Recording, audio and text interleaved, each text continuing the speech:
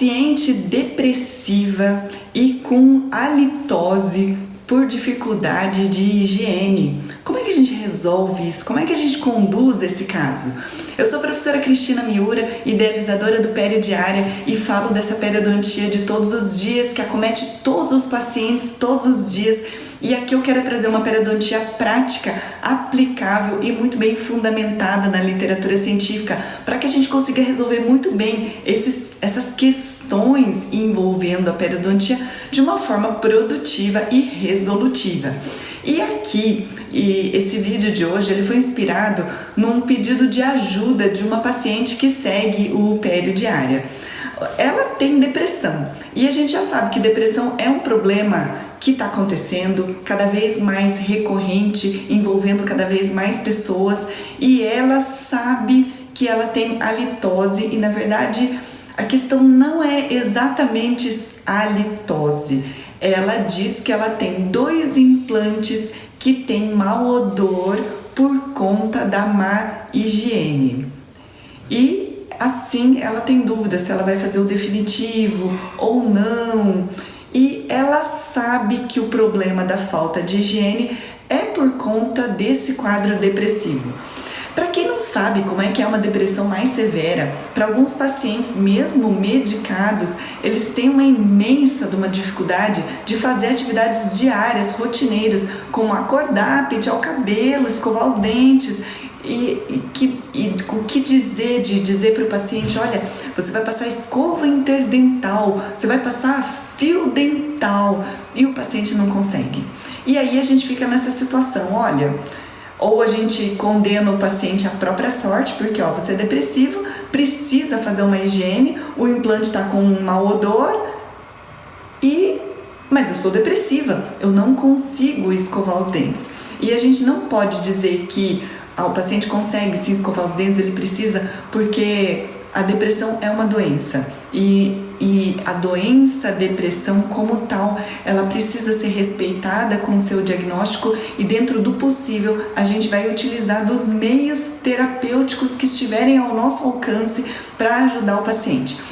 Eu sempre falo que a odontologia tem uma grande vantagem em relação à medicina, porque nós temos tempo clínico para ajudar o paciente. Como a gente tem tempo clínico, a gente pode conversar com o paciente.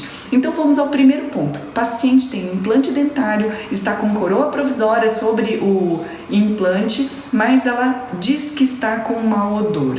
Esse mau odor já está dizendo que é falta de higiene, que é o que o dentista diz para ela. Mas a minha pergunta é assim: todo dente ou toda prótese sobre implante vai ter mau odor por conta da falta de higiene? Todo? Nem todo. Mas o mau odor é um sinal de alerta, e não é só o mau odor. A paciente também não soube referir se havia sangramento nessa região ao redor do implante. E quando a gente ouve a palavra mau odor, a gente já precisa saber que a gente tem um super crescimento de bactérias anaeróbias naquele lugar. E muito possivelmente essas anaeróbias são periodontopatogênicas. E só para explicar melhor como é o contexto da história, é assim: na cavidade bucal nós temos a microbiota normal, nós temos a flora normal, que ela está no nosso corpo todo. Todo mundo tem. Não necessariamente toda a flora normal, ou não necessariamente só porque você não higienizou você vai ter doença periodontal. Não é isso. Não é porque não higienizou que você vai ter inflamação ou vai ter mau odor sobre a prótese, sobre o implante. Aqui ficaria talvez uma situação de estar jogando toda a culpa na falta de higiene da paciente. Então, dentro da filosofia periodiária, a gente assume o problema como nosso e a gente quer resolver o problema. Então, tem cheiro ruim, a gente tem uma microbiota bucal normal desequilibrada. Porque uma microbiota bucal normal, ela tem o hálito neutro. Uma microbiota normal bucal, desde que não haja o consumo excessivo de carboidratos refinados, não come doce, não come bolacha, pão, que é o que está na nossa alimentação usual. Se a gente vivesse de comer vegetais e proteínas o mais natural possível, talvez a gente não precisaria escovar os dentes nem passar fio dental. Como, por exemplo, a população dos plantadores de chá do Sri Lanka, que eu falei em algum vídeo já. Eles têm um curso natural, eles têm cálculo, eles têm doença periodontal, mas eles têm quase nada de cárie. E doença periodontal é uma coisa que não acomete todos os indivíduos, colocando então essa história da suscetibilidade. Para ter doença periodontal, precisa ser suscetível, nem todo mundo vai ter. Então, nem todo mundo vai ter mau odor ou cheiro ruim sobre a prótese porque não faz boa higiene. Porque tem gente que higieniza mal e não tem mau odor. Então a gente precisa pensar em duas coisas. Ou a paciente é suscetível e tem tendência a um supercrescimento de bactérias periodontopatogênicas, que são essas anaeróbias que acabam causando esse mau odor. São os compostos sulfurados voláteis relacionados com a halitose e relacionados com nichos de anaerobiose, entre parênteses, esconderijos para as bactérias anaeróbias acabarem se abrigando. Pode ser então a suscetibilidade, tendência. Então, para começar, o tratamento não está 100% legal, porque está colocando toda a culpa na falta de higiene da pessoa e a pessoa já está se falando, olha, eu sou depressiva, eu tenho esse problema crônico, eu não consigo fazer essa higiene do jeito que vocês estão falando que é para eu fazer. Então, duas possibilidades, ou o dentista vai falar assim, então o problema é seu, ou em filosofia periodiária, vamos ver o que a gente pode fazer. Na filosofia periodiária, a gente vai assumir isso como dificuldade do paciente e a gente vai fazer profilaxias profissionais periódicas até que a gente consiga um controle da microbiota. Controle da microbiota, uma microbiota de odor neutro e que não tenha o potencial de acabar causando doenças em longo prazo, e investigar qual é o risco de doença. É risco de cárie, é risco de gengivite, risco de periimplantite, risco de doença periodontal? Ou a própria paciente também não saberia esclarecer se esse provisório sobre implante talvez estivesse muito antigo, há muito tempo já na boca da paciente, e por estar então há muito tempo, a gente já tem algumas microtrincas, algumas irregularidades, algumas rachaduras na superfície do acrílico, que é inadequada para ficar muito tempo sobre o implante e que, por conta de todas as áreas retentivas, ela pode sim, a prótese sobre implante, ser um fator retentor de biofilme periodontopatogênico e acabar desenvolvendo mucosite periimplantar ou doença periimplantar, ainda mais se essa região não for higienizada. Pode também haver alguma microdesadaptação, que isso pode acontecer em toda a prótese, e nessa microdesadaptação também ser nicho de anaerobiose. É tudo isso que o mau odor está querendo dizer. Então, na primeira situação, se a paciente é suscetível, ela tem tendência à doença periodontal, ela não vai ter mau odor só na prótese sobre implante, ela vai ter em outras regiões da boca e possivelmente mais exacerbado na região ao redor do implante, porque é uma região, o implante não tem ligamento periodontal, se não tem ligamento tem menos uma fonte de vascularização, menos uma fonte de defesa. Portanto, periimplante é sim mais suscetível à inflamação e à doença inflamatória progressiva que causa perda tecidual. Então mas a paciente vai ter outros sinais de fumaça, vai ter cálculo, vai ter inflamação, vai ter outros lugares tendo esse tipo de problema. Outra situação é tudo tá ok, tudo tá bonito e ter mau odor só naquele lugar, sobre a prótese, sobre o implante. Se tiver só naquele lugar, pode ser que tenha algum tipo de problema na prótese. Pode ser uma coroa protética provisória antiga que a paciente esteja se recusando a remover. Aqui já é problema da paciente, mas a gente tem que colocar a clareza de que uma prótese em acrílico, ela não é feita para ser para sempre, ela é retentiva, ela tem micro retenções, onde a gente vai acabar tendo um maior acúmulo de placa e, consequentemente, pode haver um maior risco de doença periimplantar. E que, com isso, o ideal seria substituir por uma prótese definitiva em cerâmica, porque isso vai trazer mais lisura. Enfim, e aí voltando à nossa história da depressão, e aí a gente coloca uma prótese sobre implante, a paciente está falando que ela é depressiva, que ela não consegue fazer a higiene bucal por conta do problema bucal, o que a gente faz? A gente fica de mãos atadas pensando que não tem o que fazer? Tem sim. Como todo mau odor já é um indício de desequilíbrio microbiano, assim como sangramento é um supercrescimento de bactérias gram-negativas que tem lipopolissacarídeos inflamatórios, assim como uma excessiva quantidade de cálculo vai virar muitos fatores de retentores de placa e vai deixar a pessoa com a maior possibilidade de ter doença periodontal. E embora cálculo não seja doença, embora cálculo não seja risco, é um fator associado. Outra coisa que a gente tem que acabar pensando também isso a paciente não me relatou, mas se ela toma a medicação para depressão, o antidepressivo, em geral, ele vai causar uma diminuição do fluxo salivar. Uma diminuição do fluxo salivar pode predispor a pessoa à cárie dentária pela diminuição da função de lavagem da saliva, e essa a saliva ela dilui todos os metabólitos bacterianos, sejam eles ácidos, que podem acabar causando a desmineralização, muito relacionados às cáries radiculares devastadoras e muito rápidas nos adultos, tanto também diminui a função de lavagem, concentrando os subprodutos dos metabólitos bacterianos e as próprias bactérias, que são muito inflamatórias. Enfim, pouca saliva, pouca lavagem, pouca autolimpeza, e tudo isso pode acabar levando a um aumento de risco de doença. Então tem que pensar na xerostomia relacionada à medicação. Outra coisa que a paciente relaciona: o parafuso está sempre afrouxando. E, embora seja um dado isolado, parafuso que sempre afrouxa podem ser duas coisas: ajuste oclusal ineficiente ou incorreto, não foi feito um ajuste oclusal de uma forma adequada.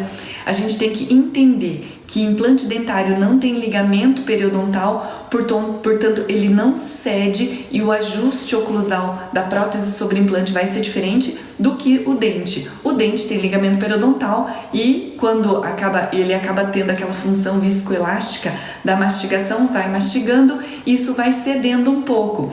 Para a região ao redor do implante, além de estar muito bem ajustado, tem que considerar que implante não tem ligamento periodontal.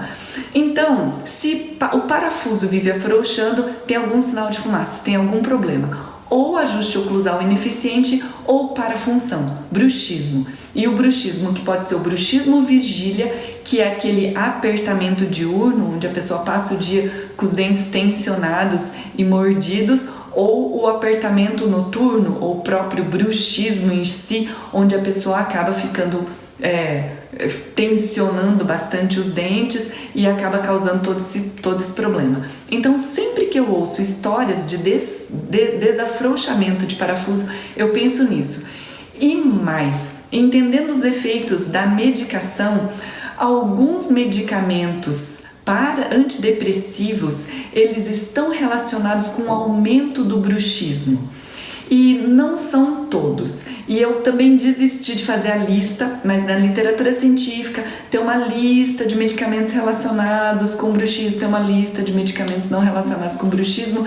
Eu desisti de fazer essa separação, porque de repente a gente olha na lista e fala assim: olha, a medicação que você, paciente, toma não está relacionada com bruxismo, mas a pessoa tem o bruxismo pela própria ansiedade dela.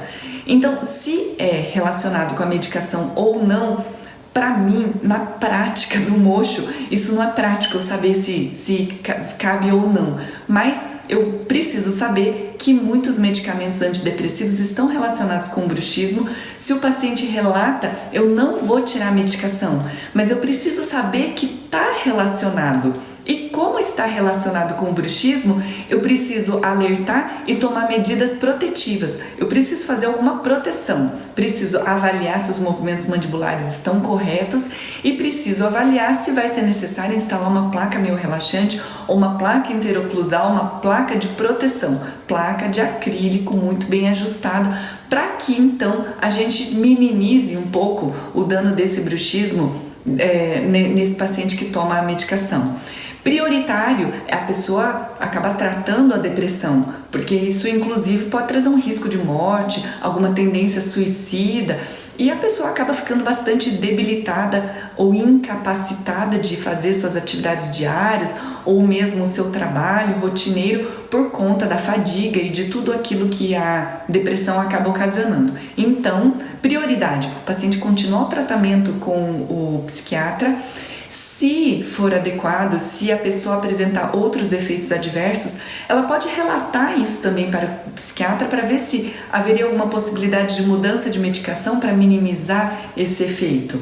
Mas, por exemplo, isso é tão relevante que eu já vi fratura em dente rígido em paciente que faz uso de antidepressivo. Olha, a gente vê tanta fratura em dente tratado endodonticamente, porque é um dente mais friável, um dente que tem uma coroa protética, a gente tem a dureza da coroa protética incidindo sobre a raiz, tratado endodonticamente e tudo mais, mas já vi muitas fraturas. E já vi um paciente que fraturou o primeiro premolar e um mês depois fraturou o segundo premolar. E isso é muito sério e às vezes o paciente não entende ou a gente não sabe. Então, olha só a quantidade de coisas que a depressão pode acabar ocasionando em relação à saúde bucal. Paciente é depressiva, não consegue higienizar. E aí, tá fadado a ter problema para sempre? Vai ter os problemas da má higienização por conta da sua incapacidade da doença? Não, a gente vai tomar nossas medidas de encurtar o período de retorno e tudo isso muito bem embasado. A paciente começa a aumentar o risco de ter outras doenças bucais, como doença cária e doença periodontal, por conta da xerostomia ou da hipossalivação por conta da medicação, sem falar nas halitoses relacionadas com a diminuição da salivação. Então, esta paciente em questão reclamou do mau odor em volta das próteses sobre implante, mas pode acontecer também a halitose com o hálito alterado em decorrência dessa sua situação de xerostomia, que pode até ser transitória se for só um tratamento para depressão que depois de tratado vai passar, um tratamento momentâneo ou temporário. E a outra coisa, a consequência da possibilidade de um bruxismo severo, causando outras alterações no periodonto por conta de tudo isso. Tudo isso a gente tem que levar em consideração por conta da depressão. Um outro ponto muito importante que a literatura científica está relatando é que existe um aumento da produção de citocinas inflamatórias nos pacientes deprimidos. Citocina inflamatória é uma série de mediadores químicos que o corpo produz e isso é disseminado tanto nos tecidos como na corrente sanguínea. Recebe o nome de interleucinas, de citocinas, interferons e tudo isso é inflamatório. É mais ou menos um rastilho de pólvora que o corpo vai liberar para falar assim, ó, aqui tem um problema, então, olha, vamos ver, se tiver em algum outro lugar, explode, acaba com as bactérias, acaba com o problema de uma vez e você fica com todos aqueles sinalizadores inflamatórios na corrente sanguínea, que é uma proteção do corpo, porque vai que tem necessidade de inflamar, pensando que inflamação também é defesa. Vai que tem algum outro problema que precise inflamar e resolver, o corpo faz isso. Então pensa comigo, se o paciente depressivo tem uma maior produção de citocinas inflamatórias, isso aumenta a possibilidade dela ter inflamação gengival e inflamação periimplantar. A gente precisa saber o que a gente pode fazer em relação a isso. A gente pode ajudar o paciente, estimular o paciente a sair do seu estado depressivo. Claro, vai precisar da meditação, mas a pessoa pode fazer outras coisas, outras medidas promotoras de saúde. A gente precisa saber dessa maior suscetibilidade do depressivo à inflamação e pensar na hora de começar a planejar a periodicidade de retorno. Ele tem sim um fator sistêmico a mais, que é o fator inflamatório, por conta da depressão.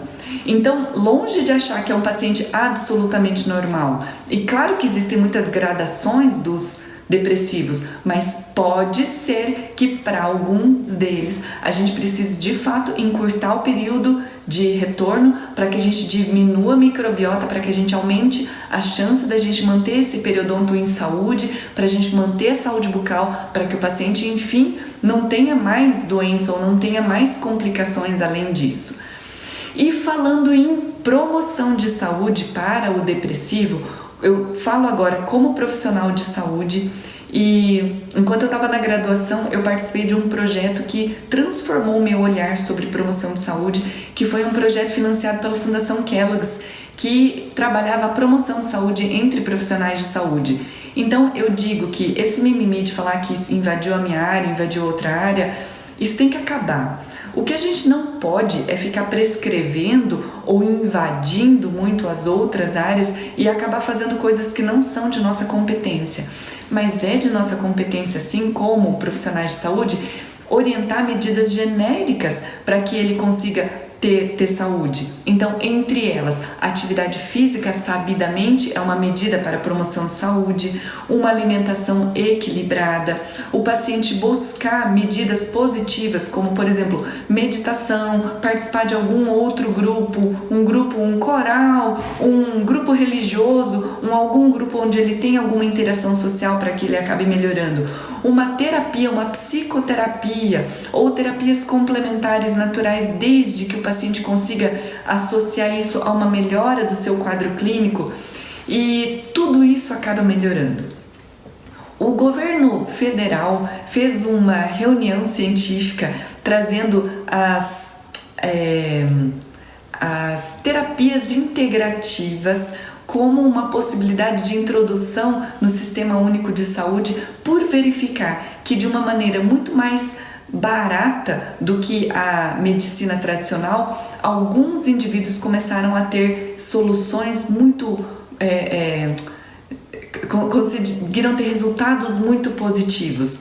Por isso eu falo que as terapias integrativas, elas funcionam, mas como existe uma grande variação entre profissionais, entre métodos, eu preciso dizer, paciente, não se canse de buscar alguma outra terapia, experimente porque depende da terapia e depende do terapeuta. Existe muita variação em relação a isso.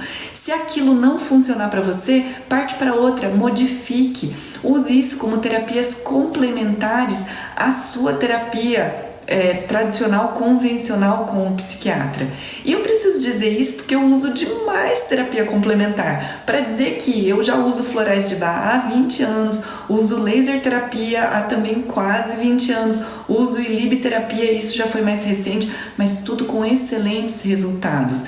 Gosto muito de falar em meditação, gosto muito de falar em reiki terapia, gosto muito de falar em tantas outras coisas, mas isso depende do paciente. A terapia com o psicólogo também tem grandes resultados, isso já tem muito resultado científico. A gente não pode deixar de dizer para o paciente que ele não se canse de buscar tudo isso. E como estudiosa também do sistema imunológico, como no meu mestrado eu acabei me envolvendo bastante com resposta imunológica, eu preciso dizer que o intestino é um grande produtor de serotonina. E sabendo disso, a microbiota intestinal normal, ela é muito importante para a manutenção normal dos níveis de neurotransmissores. Então escuta essa, primeiro para você introduzir isso na sua vida e depois para você introduzir isso para os seus pacientes. Primeiro, me escuta. Você pode procurar muitos vídeos de muitos profissionais de saúde, médicos, nutricionistas e nutrólogos falando sobre isso também, e aprofunde-se no assunto. Mas escuta, que existem os probióticos e os prebióticos. O que estão falando é que às custas dessa alimentação inadequada que nós estamos tendo, muito industrializado, muito corante, muito conservante, nossa microbiota intestinal normal, de onde parte uma boa resposta imune e de onde parte uma grande produção de serotonina, que é o hormônio do bem-estar, que é aquilo que a gente espera que o paciente produza para a diminuição da depressão, está sendo alterado por conta dessa alteração intestinal. Como probióticos, tem os iogurtes, já tem estudo de probiótico para halitose, como por exemplo, iogurte, como o Yakult, como o kefir. Isso são probióticos, são as bactérias boas. E o prebiótico, que são as comidinhas que alimentam as bactérias boas intestinais. E o prebiótico de excelência é a banana verde. A banana, quando ela está verde, verdinha, ela tem um amido chamado amido resistente, que não é utilizado por nós como fonte de nutrição. E isso alimenta as bactérias boas, e essas bactérias boas estão relacionadas com um bom trofismo intestinal, e que isso vai fazer com que a gente comece a produzir serotonina por conta do intestino saudável. Agora sim, se quando você escuta alguém falar em depressão e ansiedade, pergunta como é que é esse intestino. Tem gente que tem um intestino que funciona bem e é depressivo, mas tem gente que tem o intestino todo bagunçado, ou com diarreias ou com constipação, que são as duas faces da mesma moeda da inflamação intestinal, e por conta disso a pessoa tem uma tristeza crônica, ou depressão, ou ansiedade. E isso já é muito claro e muito descrito na literatura, por isso que eu falo aqui no Periodiária, que é uma coisa chamada eixo intestino-cérebro, Brain Gut Axis. Isso pode colocar no PubMed, pode colocar na literatura científica, que você vai ver. E aí você vai procurar na internet, no YouTube, e vai procurar como cruza as palavras biomassa de banana verde e depressão ou ansiedade, ou farinha de banana verde. Eu acho muito prático o consumo em forma de farinha, porque é muito fácil, vai lá e mistura e toma. Quanto que vai tomar? O quanto quiser, tá? Porque é um produto natural, uma terapia natural, mas a gente está sabendo que são as outras formas. Já tenho relato de muitos pacientes que melhoraram muito a sua situação de dor crônica, porque também é uma falta de serotonina, já que um aumento da serotonina tem uma função analgésica. Já ouvi relatos de pacientes meus que começaram a adotar essas medidas que eu orientei e conseguiram largar 15 anos do antidepressivo, e não é para largar do dia para a noite, é para estar sempre acompanhado pelo médico. Mas assim que o médico perceber que o paciente está melhor, quem é que não vai deixar a medicação? Então aqui eu digo que, como odontólogos, nós temos várias coisas como vantagem, que é conseguir promover saúde, e higiene bucal é promoção de saúde.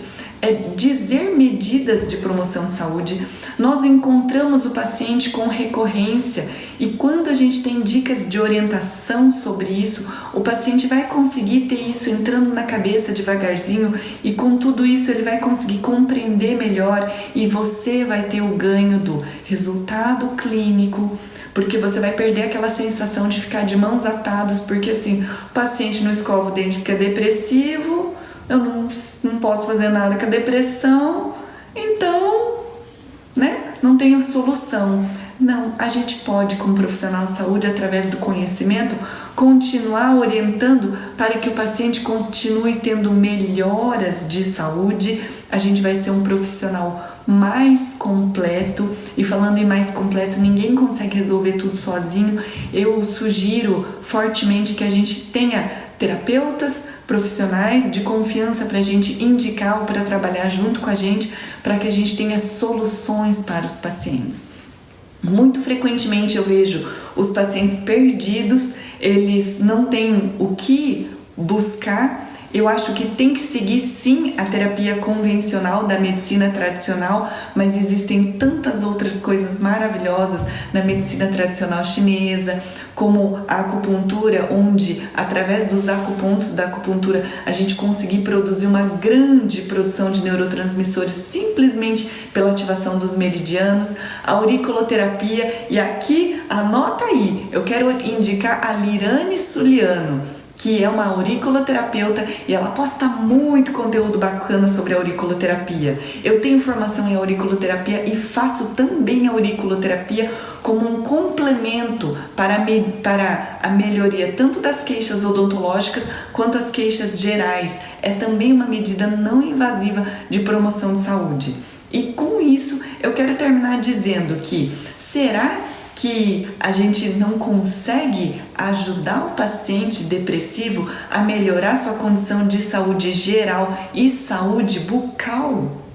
Então fica com sua pergunta, quero ouvir aqui o seu comentário, se você achou, que você não gostou, se você não gostou, aproveita, se inscreve aqui no canal e se você está me vendo no Facebook, escreve seu comentário, dá o seu joinha, curte, compartilha com as pessoas para que a gente consiga disseminar essa odontologia de alto nível, de alto valor agregado, para que a gente consiga trazer tanto a gratificação de um trabalho bem feito e quanto para o paciente a solução e a sensação de que está na mão de um profissional que realmente sabe devolver a saúde. Muito obrigada pela audiência e até o próximo vídeo.